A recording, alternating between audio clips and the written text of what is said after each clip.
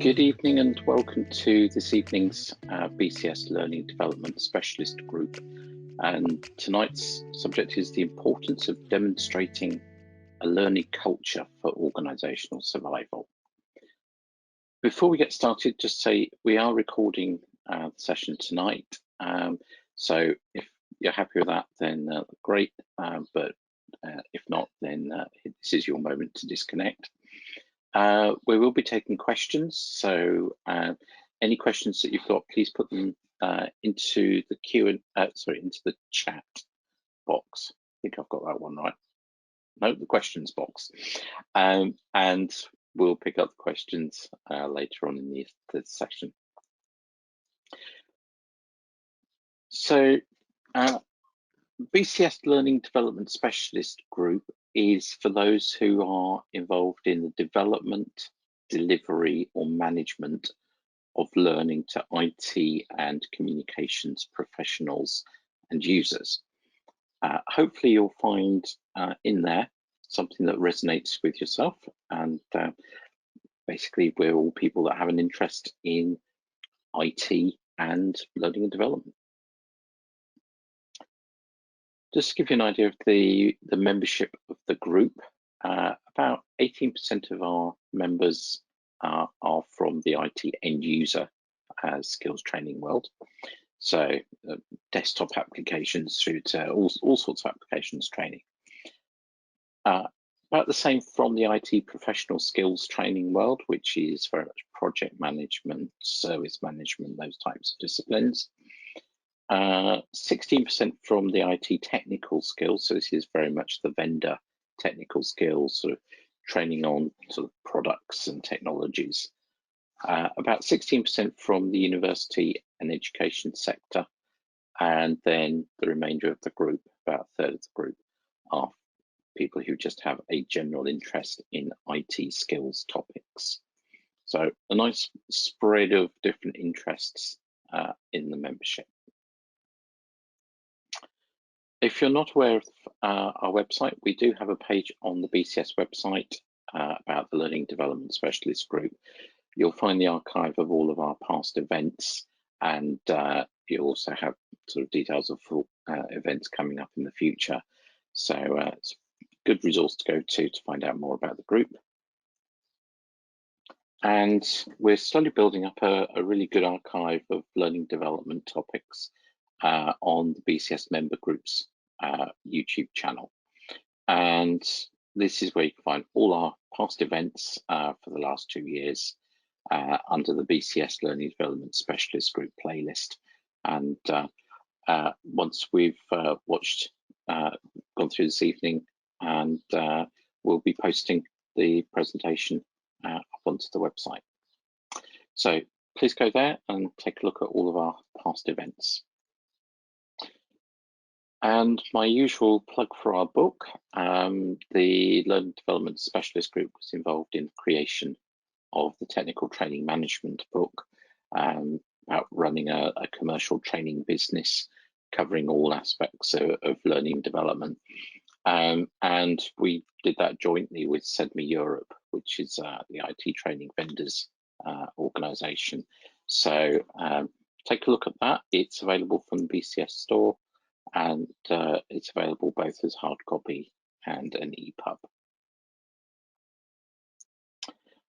And to stay in touch with the group, we have social media. We've got lots of tweets going out. There are tweets going out tonight from Michelle, who is our tweeter-in-chief on the committee. And anything that you think would be interesting for the group, then please connect us in with it, and hopefully you'll see more events of interest that you come along to in the future. And finally, just an intro for future events. July, we're going to be looking at early careers in learning and development, particularly as BCS has now got a focus on early careers and has an early careers executive.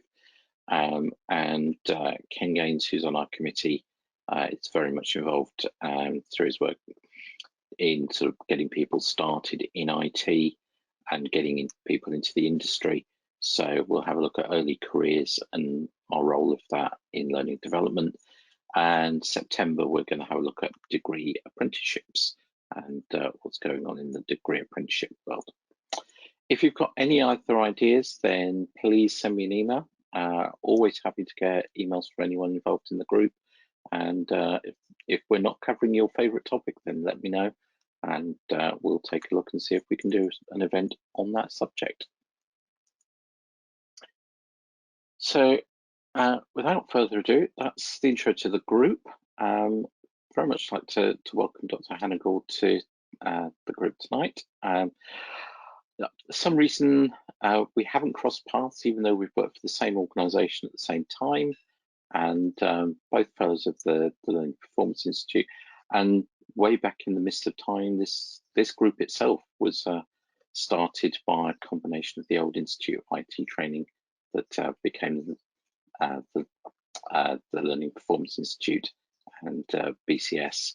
So anyway, Hannah, great to have you with us tonight, and really looking forward to your talk. And if I can pass control over to you, look forward to your presentation, and we'll go to some questions afterwards. Fantastic. Thank you very much. And thank you for inviting me here this evening. Hopefully my slide should just pop up in just a second. She says, hopefully, there we are, show my screen. Fantastic. I'm hoping that you can see my screen okay. Yep, we can. So, fantastic. Good evening, everyone. My name is Dr. Hanagor. I am a Learning Experience Director. I have spent the last 21 years working in learning and development across a range of different sectors and organisations, as Kevin said, including the Open University. And since the pandemic, I now work as a freelance consultant. One of the things that I have been asked to talk about a lot during this time is learning culture, due to my particular stance on it, shall we say.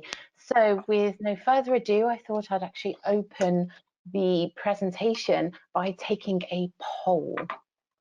So hopefully this poll will pop up on the screen shortly for you all. Poll is now open. And the question is, does your organisation have a learning culture? Yes, no, I have absolutely no idea what a learning culture actually is. So hopefully that poll is plugging away right now.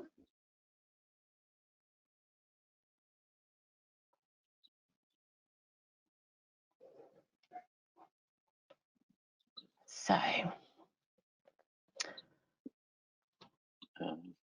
yep, saying 78% voted.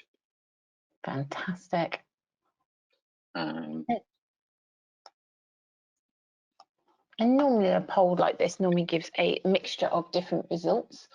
And what we normally find is that when people say, yes, we have a learning culture, what they actually mean is we have a learning and development department.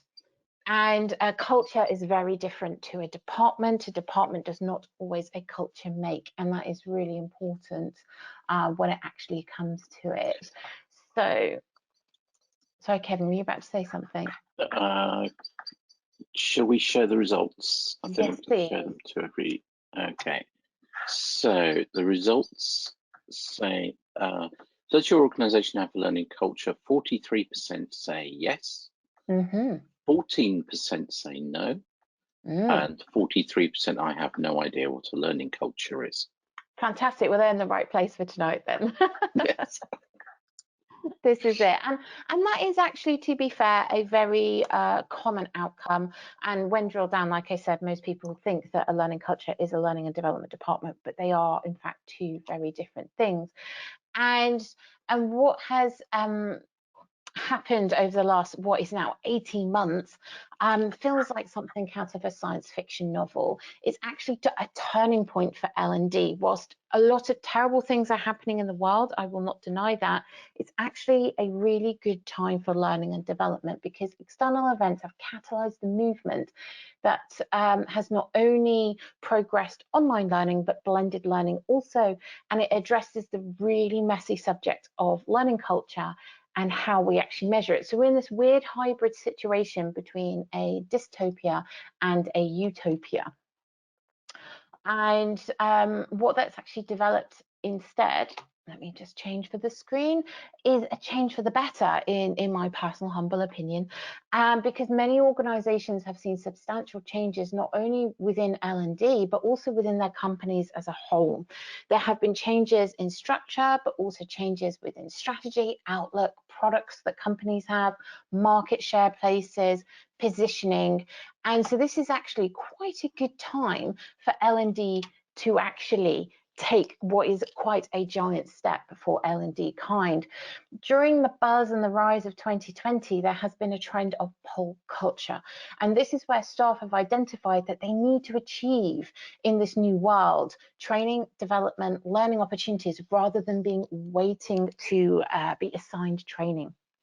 This culture is completely positive, dynamic and proactive. So if we can dial back our memories 18 months to the time when we all had to start using Zoom and Teams for many people for the first time ever, what is a webinar? How do I do this? How do I do that? And people were realizing that I need to find out these things instead of waiting for annual appraisals and conversations that happen maybe once a year or once a quarter. They're actually starting to have the conversations more often, or the reflection more often, that they actually need to do more. And so this is actually crucial, because learning is now no longer geographical. We're now moving away from the office and the L&D department down the corridor. And as a result, we're transforming formal learning. Content is now being delivered virtually. It's being accessed outside of standard delivery programs. For me, this is quite an exciting time. And without the confines of the pre-pandemic, we now finally have the sense of an organization's learning culture, and therefore know how to move it forward and how we can demonstrate this to our leaders. Because it's not enough to just have internally go, we have a learning culture or not. It really is about how do we demonstrate this to our leaders. And so we have to take stock of the situation where we now find ourselves in a world where educational resources prior to entering the job market are being cut. Yet employers want to hire the best of the best. So we have this paradox.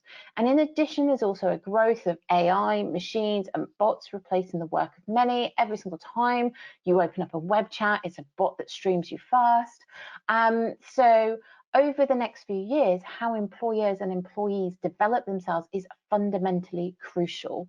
I have spent in the last 12 months doing quite a lot of training for staff to work with bots and machines. So this is actually a rise that is happening in quite a tangible way.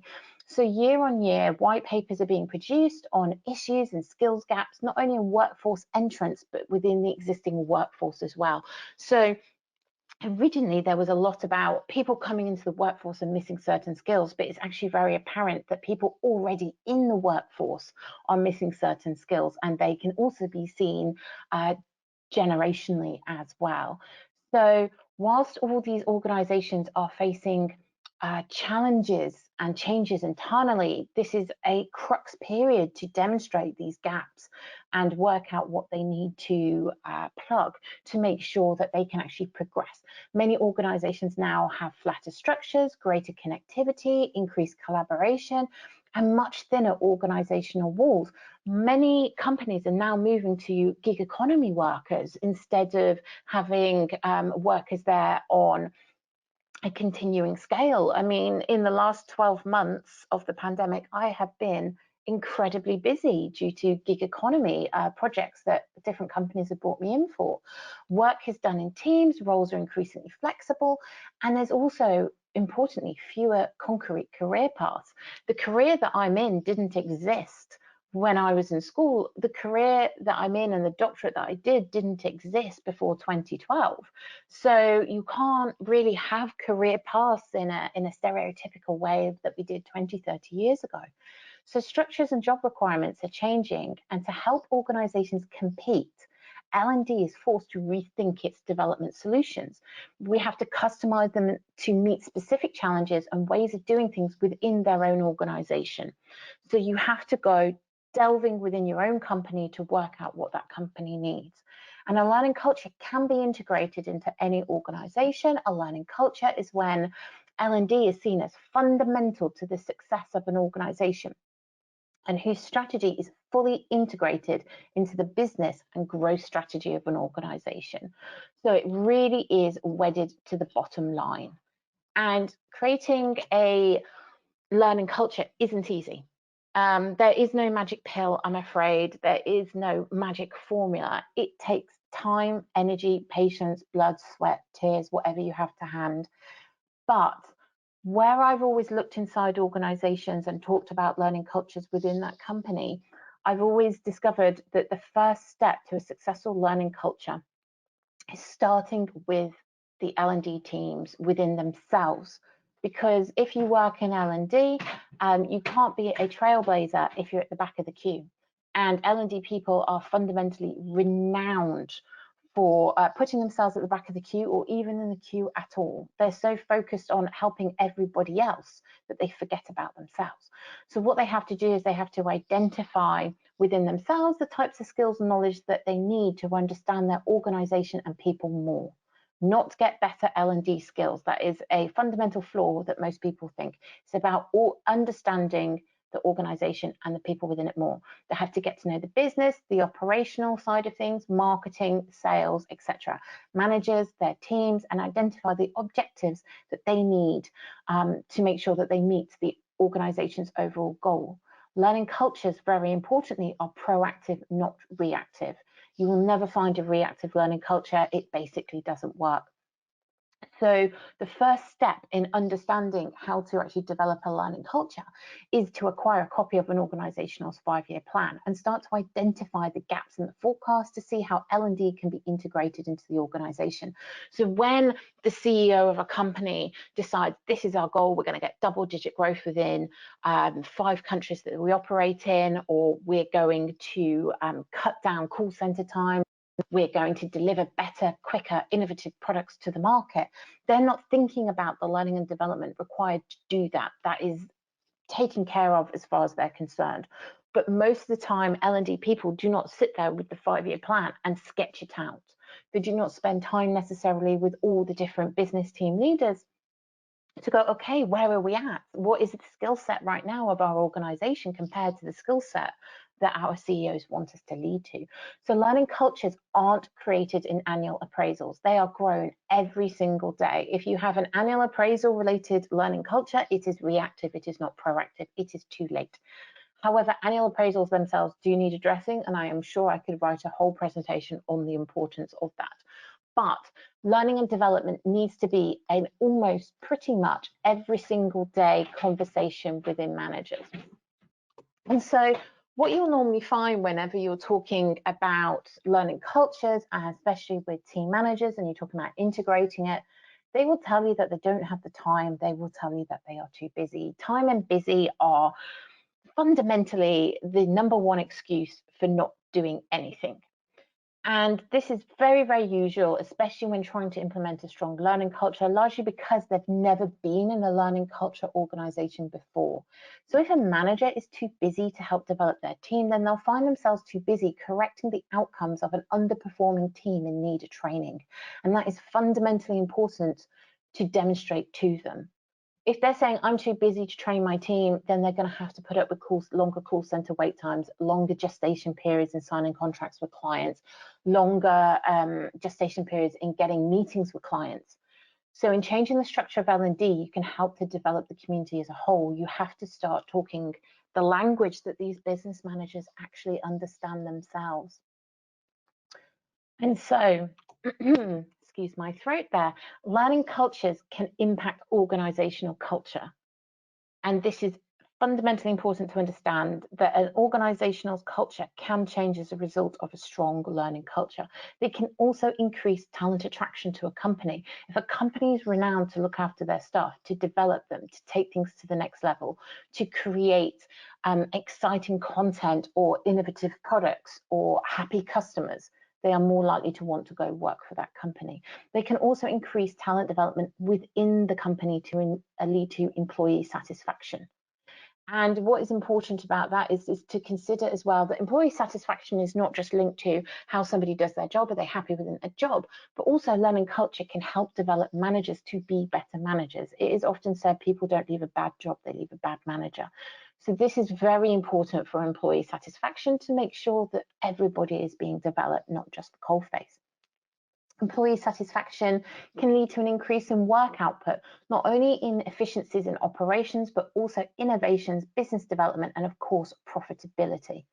So they raise the profile of L&D not just within the organisation, but within the industry as a whole. The industry of L&D is an interesting one because it's always seen as a nice to have rather than a need to have. But the irony is, especially now more than ever, L&D is needed because you can't develop companies, you can't move them forward unless you have strong L&D. So if you take, for example, a number of different companies out there that have thought to have stood the test of time, but are over 100 years old and they've rested on their laurels for quite some time, and their business strategy is pretty staid and their management style hasn't changed, and the way that they look at products or work with their clients or even have their delivery systems, if it's stuck in a certain time warp, it definitely shows that the L&D within the company is poor, that there isn't a good learning culture. And that is why you see big companies like Debenhams, Woolworths, etc. go under after 100 years of business. So it's really important to make sure that if you're in a company that has been around for quite some time, is basically not to rest on your laurels. That is the absolute impact of a learning culture. And I have created another poll, which will hopefully pop up on the screen in just a moment. And the poll is, how do you think we should measure learning culture? Should it be bums on seats, people turning up, sitting down, either face-to-face in the old world or registering on an online course? Is it happy sheets at the end where people have told you whether or not they've actually found it an enjoyable process? Is it the number of courses or content that is offered in an online system or in face-to-face courses? Is it the number of courses or content completed by learners, or is it something else entirely? So do click away and let me know what you think the outcome will be. Oh, so it's looking quite interesting already. Excellent. I've got 90% voted. Okay, let's see if anyone else has got. Anyone else want to put a vote in?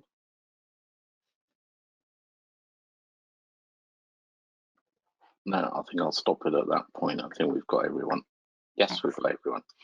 Okay, so let's share the results. So 10% say happy sheets. 20% say number of courses, content completed, and 100% say something else. Ah, very, very interesting. Okay, so there are multiple ways to measure how learning is achieved, but there's only one way to measure a learning culture. And so happy sheets and bums on seats and number of courses completed or offered are ways to measure how learning is achieved. They are not a way to measure learning culture. You could have everybody turn up to a training session. It doesn't mean that they are bleeding it into there every single day. It doesn't mean that they feel fulfilled. It doesn't mean that they are spreading learning and development within inside the company or trying to build a culture. It just means that they attended. And that is really important to understand. The only way, in my opinion, to measure learning culture is through the bottom line. Measure what your company defines as success. Learning isn't a separate entity from organizational success. It is the very foundations of a company. It grows through every single layer until it becomes the linchpin that holds the organization together. It is definitely the something else factor. So what is really important to understand is that whilst we spend our days talking in L&D language about happy sheets and completion rates and engagement rates, that is our way to measure how learning is achieved. It is not a way to measure learning culture. So this is where the important linchpin comes. If a company measures its success in ways that impact the bottom line. For example, the number of calls that a call center takes, the number of orders that a company takes, the number of contracts that it signs with a client, the growth of business, the taking of a market share, etc. It's the processes that you must follow also. And you can actually perform an A/B study on those measures. That is the beauty of learning culture. And I myself, of course, having a doctorate, I do love a bit of data. I do love a bit of scientific measurement. I'm not going to lie. But you can take a screenshot, a snapshot of what the company looks like now before you implement a learning culture. And then you can work on implementing a learning culture and take another snapshot and see the difference. So if a company measures its success in double-digit growth, as an example, you must measure the growth achieved by staff who have undertaken development. It is not enough to say, members of staff have gone on sales training, members of staff have gone on customer service training, communication training, presentation training. That's not enough. The application of the learning that has directly impacted the bottom line is the thing that you should be measuring.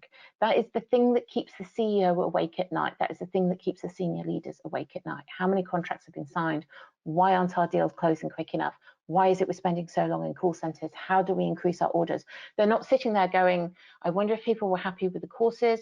I wonder if people have actually completed them. This is not of interest to them at all. So if a company measures success by market growth, you must measure the growth achieved by the company maps against the development of the staff. If the culture is that you need to demonstrate to your leaders that learning and development has directly and positively affected the bottom line, you have to measure how learning has impacted the bottom line. You could have an LMS of 1,000 courses, but that doesn't mean that your bottom line is going to be changed in any way. You could have a learning culture and 11, 10, 12, 15 courses, and you could directly show an impact on the bottom line. And the one with the small amount of courses will be seen as a positive impact compared to 1,000. It is not a case of we have tons of stuff, therefore we're going to be okay. Anything else, bums on seats, happy sheets, courses completed, number of courses, are L&D vanity metrics to your business leaders. As I said, they don't care about those sorts of things. It's really important to understand the kind of language that they are using. And when I spoke about earlier about putting yourself at the front of the queue and having the types of skills that you need to talk to these business leaders, this is what I'm talking about.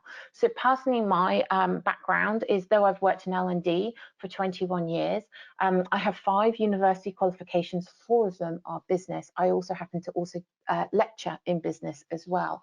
It's just that my doctorate is in learning development and education. Because of that, I'm able to talk directly to business leaders in the language that they understand. If we continue talking in our language of L&D, it will not work. They are not interested in our language. It is not what keeps them awake at night. It's making sure that we understand their viewpoint, what they need, and demonstrating to them how we can actually deliver it. So, the motivational poster bet. This is where you develop your skills by putting yourself at the front of the queue. This is where you identify, okay, I need to increase my business knowledge to understand our position within the industry, our position within the market, our understanding of the supply chain management within inside your company, how the operations work, what are the sales figures, how do we increase them, what are the customer service skills that we use. These are the things that you have to actually develop yourself in, not more L&D skills. L&D people are pretty skilled up when it comes to L&D. Whenever we go to conferences, we normally go into L&D ones. We're normally looking at Vodafone has done this. The Open University has done that, and we are learning all the time in L&D, but we're not actually learning about the organisation that we're in and the industry that that organisation is in. So in my previous role, I worked in car insurance software development, and I had to do a huge amount of learning about car insurance software development industries to make sure that I could actually fit correctly within inside my company. It's very important that you work from bottom up as well as top down in your strategy for creating the most successful amount of change. It's not enough to say to your CEO, I can answer all your problems, and to the empty board that I can solve all your problems as well. You've got to go directly to the coalface. You've got to understand the needs and the wants of the staff at the bottom. You've got to get them excited about the learning, that you can actually help them, that you can actually plug their skills gaps, that you can actually target certain members of staff for certain types of learning, that you can actually develop a curriculum, which is exactly what the coalface need. So this takes time, blood, sweat, tears, but it does pay off. It genuinely does pay off by working with departments and managers and employees and board members to develop a strategy that can be built on, but importantly is fluid to move within the organisation. The last 18 months have definitely demonstrated to us that the importance of fluidity is what actually gives us survival. Charles Darwin, of course, very famously talked about survival of the fittest, but what he actually talks about, if you ever read his book or any of the quotes within, is that he talks about adaptability is the survival of the fittest, not the strongest, not the most intelligent, the ones that stay flexible and adapt. So your L&D strategy has to be as flexible and adaptable as the company that you're actually working in. So if your company suddenly changes product because of the pandemic, or suddenly changes its lead times or how it works with clients, then the curriculum, the learning development provision, the courses that you are targeting, the members of staff you're targeting, how you are measuring it, etc., that has to change too. So just in the same way that you have a 5-year plan that gets normally developed every single 12 months, so does your L&D plan. And you have to work with that. If you're working in unison with your 5-year plan that gets updated every single 12 months and you become a linchpin in that, it is no longer a reactive situation where you are taking it once it's published, printing it off and going through it. Instead, they're coming to you and they're talking about, okay, how do I change things? How do I develop? So we can actually develop this plan together. And it does work. It genuinely does work. In my previous company that I worked with before the pandemic, as I said, I worked in car insurance software development company. Due to the pandemic, they were hit particularly hard because the world's cars came off the road and therefore the software is not being used. But in the 2 years that I was in that company until the pandemic came along, was a huge growth time within that company. When I was brought in, previously I worked at the Open University developing content and platforms there for clients. The company that I moved to had no L&D department. It had absolutely nothing. They just brought in talent. They thought that was the answer. They thought if they could keep on bringing in talent, buying it in, their problems would be solved. And then they understood that they actually had to then start developing it within. And it just shows that learning culture can grow even in the most difficult climate where there's absolutely nothing there beforehand. And I was brought into that company to deliver double-digit growth. It was a holdings company. It owned 37 companies across 93 countries. And my job was to deliver across all 37 companies and 93 countries double-digit growth. And I spent a lot of time on the bottom-up, top-down approach. Just 3 months of that role, I spent getting to know the managers, understanding the coalface, the problems within, talking to board members, understanding the CEO's concerns, understanding the language of the company, the position of the company within inside the industry. And I did that through applying a skills gap analysis, trying to understand what the CEO wanted, and then understanding and taking an audit of what is actually currently present within the organisation. And from that, I actually shaped the curriculum. I didn't go, oh, this is what we need, and produce them a standard L&D offering, because you go from company to company to company, everybody pretty much says you need this, this, this, and this inside a curriculum. And whilst that is probably true within a lot of standard organisations, if you're working inside a company that is dynamic or different, or wants to engage, wants to accelerate, you have to have a tailor-made curriculum. So in understanding the skills gap analysis between what the CEO wants versus what is actually available within the workforce identifies your curriculum, and from that you can actually then shape what it is they need. It also means that members of staff are more likely to become engaged with the content because it's what they need. And that goes back to 11 courses can serve you better than 1,000. Sometimes too many courses is too many courses. It becomes impossible to navigate. You don't know, do I take this communication course or this communication course? And what you have to do is, as well, is you have to break down that content for the needs of the company. So I broke it down. I created a set of pathways. So they actually had a structure, so they could take courses in isolation. They could take courses that were in a structure based on skills or role. And they could also do much smaller versions of those courses that built up different chunks of the courses themselves. Each course was less than 3 hours long, very important that they're manageable. And from that, I created a series of bite-sized courses that were less than 30 minutes long.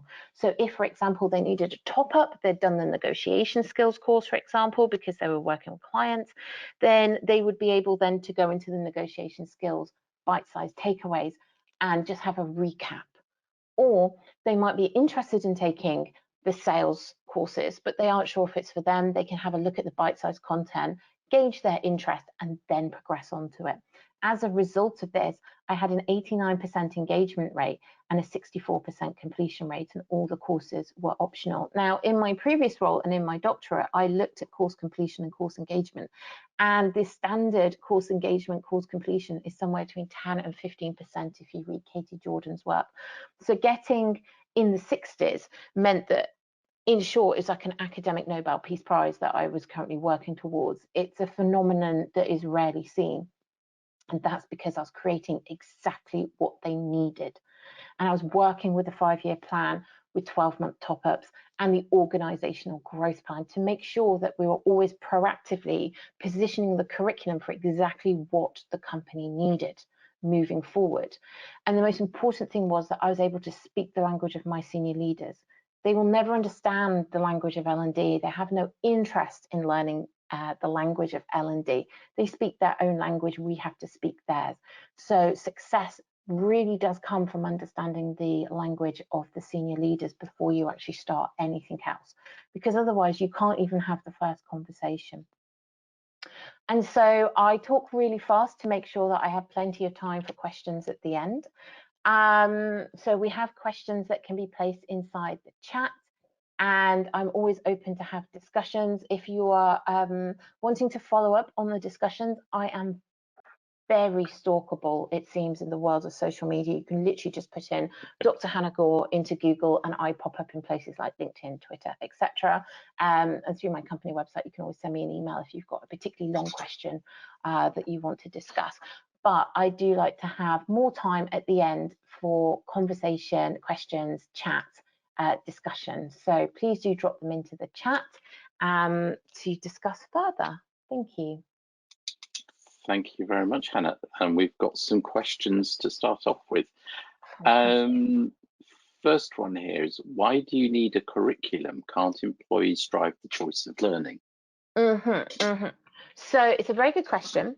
There is a lot to be said about learning ecosystems and having employees finding the content for themselves.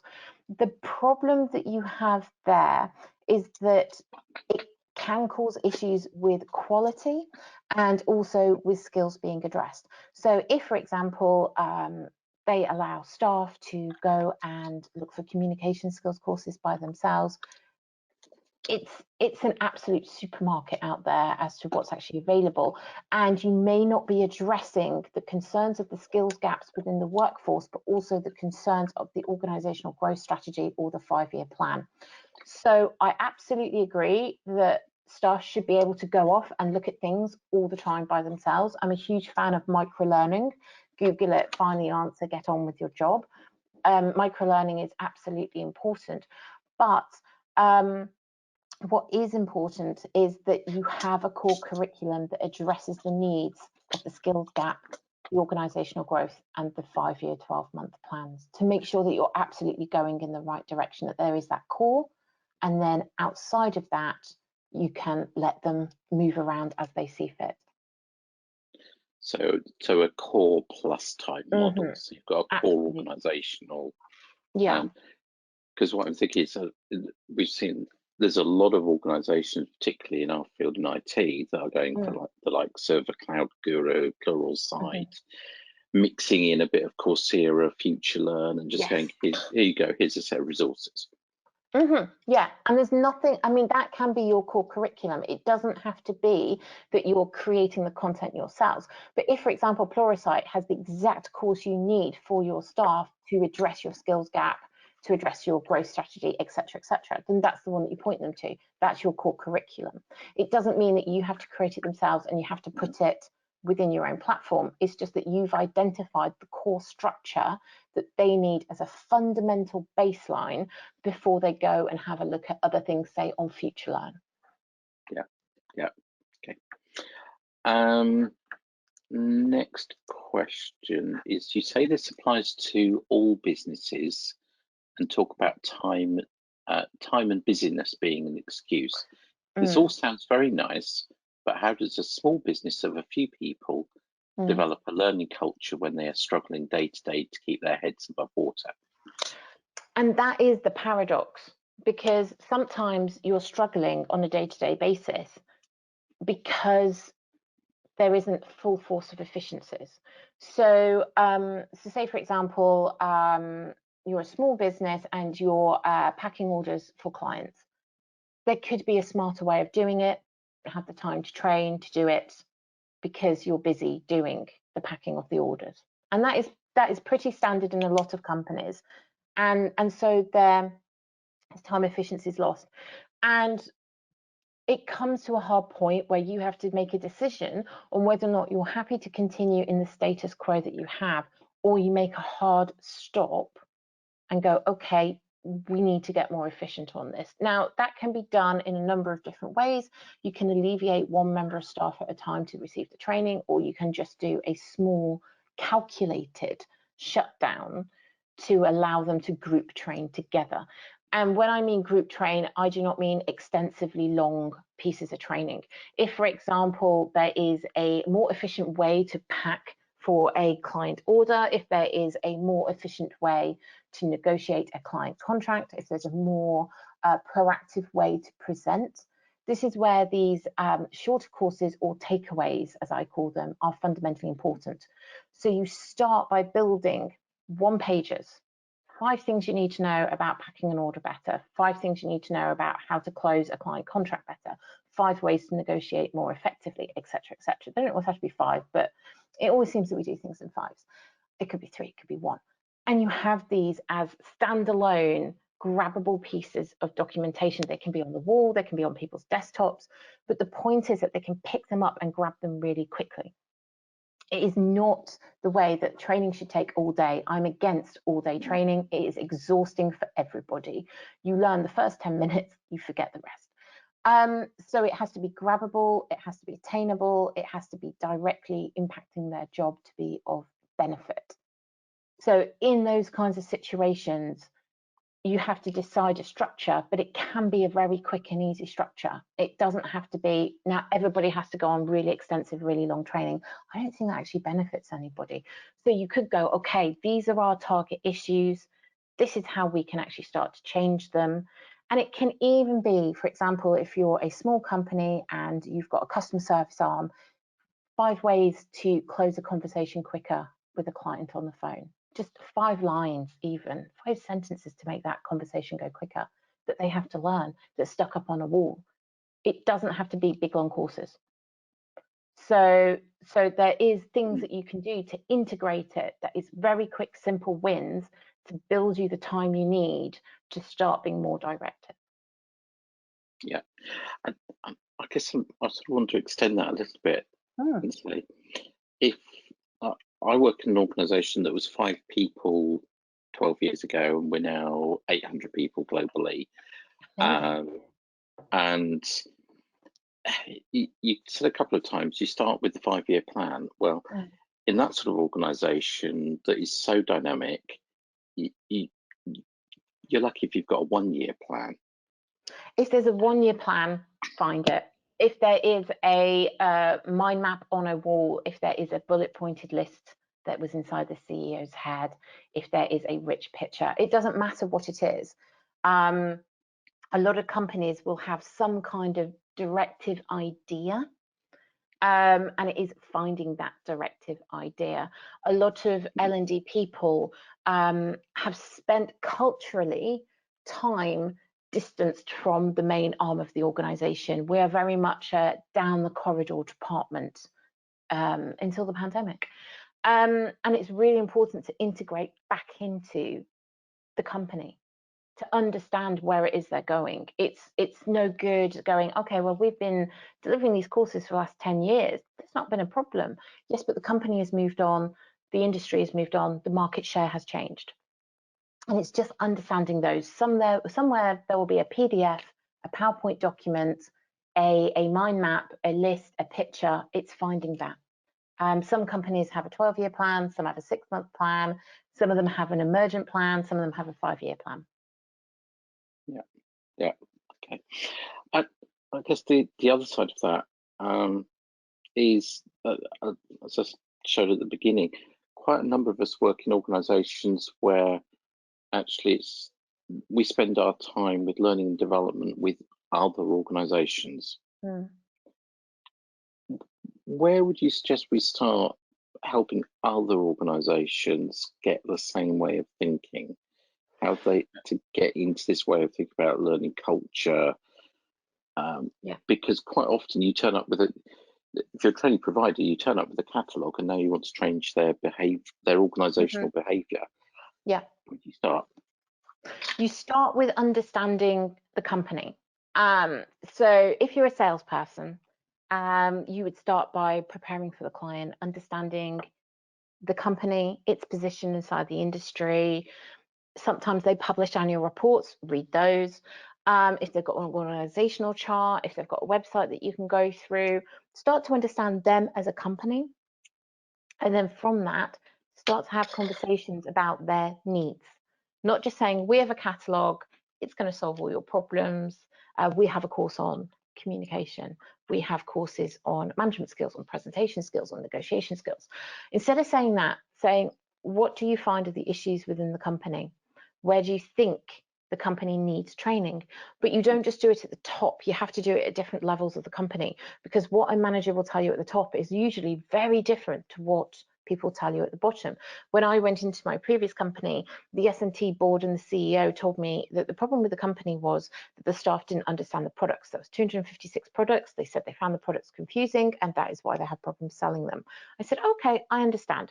I went to the coalface and said, what is the problem? They said, we understand the products, we just don't know how to sell them. They are two very different problems. And if I had applied the thinking of the top, I would have written 256 product courses. It wouldn't have solved the problem.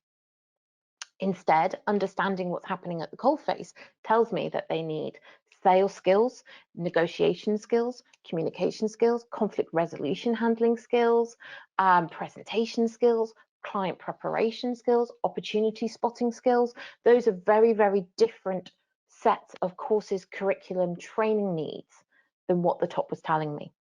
So it's really important to talk their language, as I said before, not our language. Talk their language of the top, inside the company, talking the business language, the industry language, the company language, and saying, okay, what do you think your needs are? And do it at several different levels. Don't just take a straw poll in one sector, because it won't tell you a rounded view of the world. If it's a call center, for example, they'll say, oh, our staff spend too long dealing with problems. And the problem is that they don't know how to close down the conversation. And then you could talk to the coalface and they could say, no, the problem is we know how to close down the conversation. The problem is that the system is really hard to navigate to be able to find the answers for the customers to then close down the conversation. So we're talking longer to buy time to find all the different screens that we need within the system to do what it is we need to do. Those are two very different problems. So it's really important to talk the language of the people and take different sorts of temperature checks throughout the company to find the answer of what they actually need. Yeah. Does it change when you're dealing with technical skills and technical competence? Yes and no.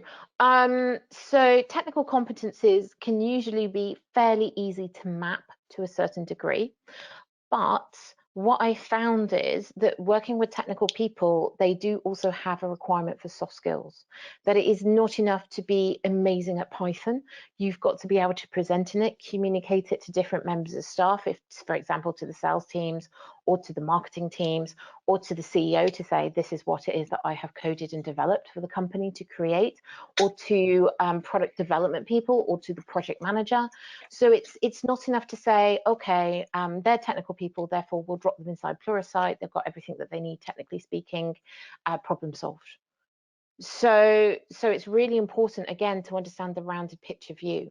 And normally I find that technical people are absolutely brilliant at identifying the technical courses that they usually need, because they know the shortage of their own skills, because they understand the technical environment that they're in. The problem is they don't know how to communicate with the rest of the company. And that, and I'm talking to, of course, the Chartered Institute for IT. This is a fundamental problem. And then also as well is being able to translate technically what it is that they've developed into a language that the everyday person can actually understand is actually quite hard to do sometimes when you're in a sphere that is very technical and you spend your whole day talking in code. And then you've got to go, okay, we've developed this, so it does this to deliver the customer that. And you have to deliver a presentation to, say, the product team, the sales team, not about the product itself, but the lifestyle issue that it is solving. So they know how to then address this to their client. Half the time when I worked in the last company, it was very technical. There's 37 software companies that this holdings company owned. And I sat in a lot of presentations that technical people gave, and they went on and on and on about all the sort of bells and whistles of the project, which is fantastic. It was very innovative, very revolutionary. However, the salespeople are sitting there going, I don't understand how this actually solves a problem for me. I don't understand the lifestyle. I don't understand the pain points it's addressing, because this technical person is not talking my language. And they don't know how to ask that, because the technical person doesn't understand what a pain point is. They don't necessarily understand the lifestyle issues that the clients have. They've just developed this really amazing, innovative thing. So if you, example, look at Steve Jobs' presentations of old, he talked about technology in solving lifestyle. That's why Apple became such a big brand. They weren't selling technology, they were selling lifestyles.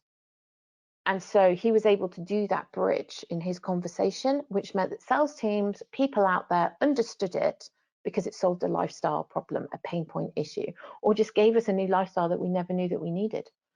So it's really important that that is also addressed when it comes to technical people and technical courses. And actually, there's a follow-on question coming.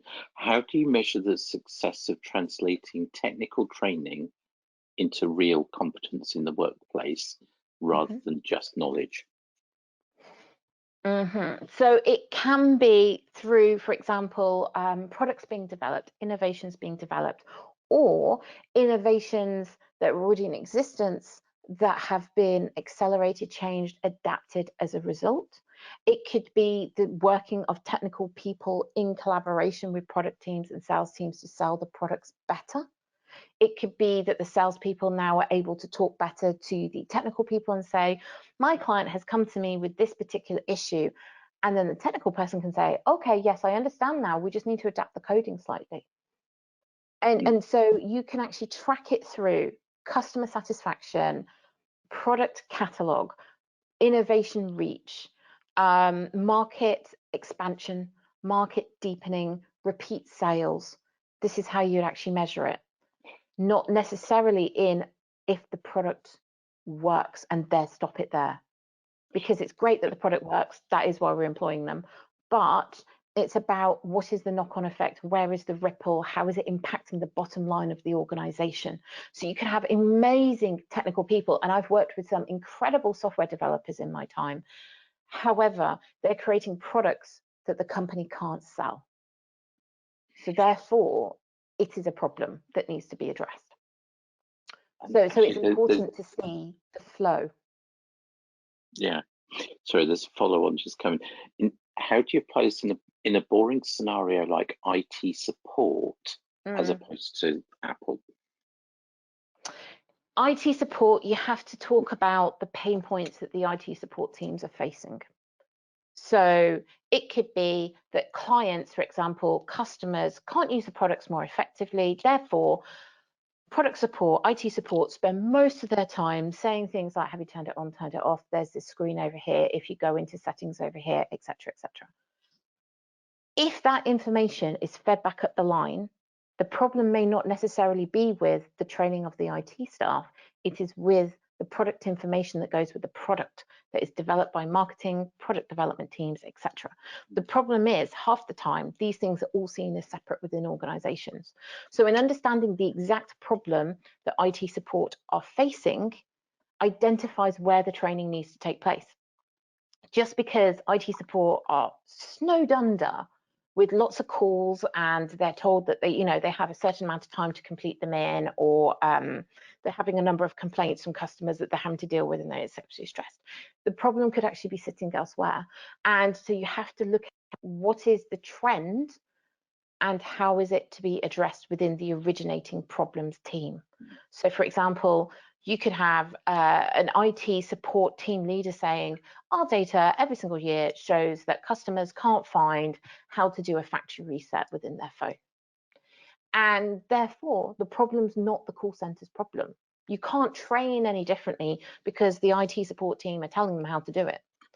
The problem is actually in the product development itself, in the marketing team, in the instructions that come in the box, how it's actually, the information is given online. So when somebody microlearns and Googles it, they find the answer really quick because it's actually been indexed really well within the website. And therefore, the IT support team's life gets easier. So it's not always saying the problem's here, training issues here. It's about going, okay, guys, where's the pain point? Where's the sticking issues? What's causing the bottleneck? What does the pipeline look like? And working with them to go, I can work with you to help the problem. You are guide by side. You're not being directive. You're not being sage on stage. You're working with them to solve their problems for them. So it's not, I'm going to send you off on training. It's a mandate. You have to do it. That is not learning culture. That is quite a restrictive view and almost communist sort of approach to L&D. I'm talking about L&D socialism, the grassroots movement, the ability that they can come to you and go, we are having all these problems, but they don't seem to be our problems. They seem to be originating elsewhere. And then you can go to the product team manager and go, we have a problem over in the call center. You guys aren't talking to each other. It's a training issue, so therefore I'm involved. But we need to develop the training over here to fix the problem all the way over there.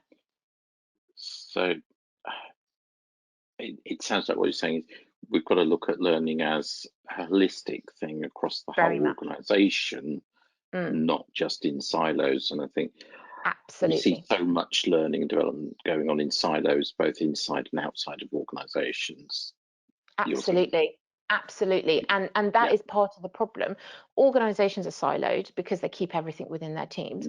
And we are seen as very much down the corridor, a thing that we fill out on an annual appraisal form once a year. Oh, let's put you down for some presentation training. And we don't actually solve the problems of the organization. We're just a sticking plaster whilst the wound continues to bleed underneath. And then we're amazed that our plaster is still got blood on it. So we have to get to the root of the problem. You have to solve it. You have to diagnose it. You have to apply the correct treatment to then move forward. And so it involves investigation skills, business skills, like I said, and that is why putting the L&D person or persons at the front of the development queue is fundamental to the organization's success. Yeah. I think that's the perfect place to stop. Thank you so much for answering all those questions. I know what it's like when you don't know what's going to come at you in the way of questions. That was a wide range of different things. Always is. Yeah. And but time's flown by. We're at the top of the hour. But thank you so much, Hannah. That was really enjoyable. And love what you've been saying. Thank you to everyone who's joined tonight. I think really good range of questions as well. And very much so, yeah. And if anybody else wants to discuss their question further, to unpack it, or they want to ask me a question that wasn't able to be answered tonight, or one that's in the back of their mind, please do socially stalk me. I do reply to every single DM I get on, say, LinkedIn or Twitter, or email if you want to discuss. I'm always happy to talk about learning development with companies to help organizations develop themselves. It's just It's the reason why I get out of bed in the morning, basically. So please do, and I will respond, and I'm happy to be a soundboard to anybody, not a problem at all. Fantastic. So thank you very much for the session. That was really good. I've taken a whole load of notes about a whole range of things that are going to be very relevant for myself and my organisation. But thank you everyone who's joined, and we will have the recording on the member group site hopefully within the next couple of weeks. And just say thank you, Hannah. That's been a really enjoyable session this evening, and please do come along to our events in future. You're always welcome. Thank you. I will. Thank you very much. And you have another friendly group of people who are interested in learning and development here, just with a sort of more technical focus sometimes, but it's been really helpful for us. So thank you everyone for joining, and we will get the details out of our July event fairly soon, and look forward to seeing you at our next event. Thank you.